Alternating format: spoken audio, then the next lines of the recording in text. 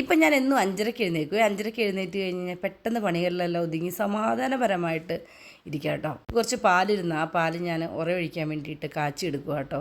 പിന്നെ അതിൻ്റെ ഒപ്പം തന്നെ രാവിലെ എഴുന്നേൽക്കുമ്പം ഈ ഒരു സംഭവം ഞാൻ എന്നും പുകയ്ക്കും. വീടിൻ്റെ എല്ലാ മുക്കിലും മൂലയിലും ഇത് ഞാൻ കൊണ്ട് എത്തിക്കും. നല്ല മണം കേട്ടോ. ഒരു പ്രത്യേക ഫ്രഷ്നെസ് നമുക്ക് ഫീൽ ചെയ്യും ഇതിങ്ങനെ ചെയ്യുമ്പോഴത്തേക്കും. ഈ സംഭവം ഞാൻ ഓൺലൈനിൽ നിന്ന് വാങ്ങിയത്. ഫ്ലിപ്കാർട്ടിൽ നിന്നാണോ ആമസോണിൽ നിന്നാണെന്ന് ഓർക്കുന്നില്ല. കുറച്ച് തുണിയൊക്കെ മടക്കാനുണ്ട്. സമയം പോലെ അതൊക്കെ ചെയ്യണം. മീനാക്ഷി എൻ്റെ ഒപ്പം രാവിലെ തന്നെ എഴുതിട്ടു കേട്ടോ. മീനാക്ഷിക്ക് എക്സാമാണേ. രാവിലെ ഇരുന്ന് പഠിക്കുവാന്നാണ് ഞാൻ ഓർത്തത്. അല്ല, പുതിയ ഡയറി കിട്ടി. അതിൻ്റെ ഭാഗമായിട്ട് പുള്ളിക്കാരി ജേർണലിങ് ആ ഡയറിയിലേക്ക് സ്റ്റാർട്ട് ചെയ്തിട്ടുണ്ട് കേട്ടോ. ഞാൻ എപ്പോഴും വിചാരിക്കും ഡയറി എഴുതണമെന്ന്. ഡയറി എഴുതുന്ന സ്വഭാവമൊക്കെ എനിക്കുണ്ട്. ഭയങ്കര സങ്കടം വരുമ്പോഴും ഭയങ്കര സന്തോഷം വരുമ്പോഴും. അതായത് കണ്ടിന്യൂസ് ആയിട്ട് എഴുതത്തൊന്നുമില്ല. ഒരു 2009 മുതൽ എഴുതിയ ഡയറികൾ എൻ്റെ കയ്യിൽ ഇരിപ്പുണ്ട് കേട്ടോ. അത് എന്നും ഒന്നുമില്ല, ഞാൻ പറഞ്ഞില്ല, ഇങ്ങനെയുള്ള വിശേഷങ്ങൾ വരുമ്പോൾ മാത്രം. ഇത് കുറച്ച് നാരങ്ങ ഞാൻ ഓർത്ത് ഈത്തപ്പഴം ഇരിപ്പുണ്ട്. എന്നാൽ രണ്ടും കൂടി അച്ചാറിടാമെന്ന് ഓർത്ത് ഇതിൻ്റെ തുപ്പൊക്കെ പുരട്ടി എടുത്ത് വെക്കണതാണ്. എൻ്റെ വൈകുന്നേരം ഇടാൻ വേണ്ടിയിട്ടോ.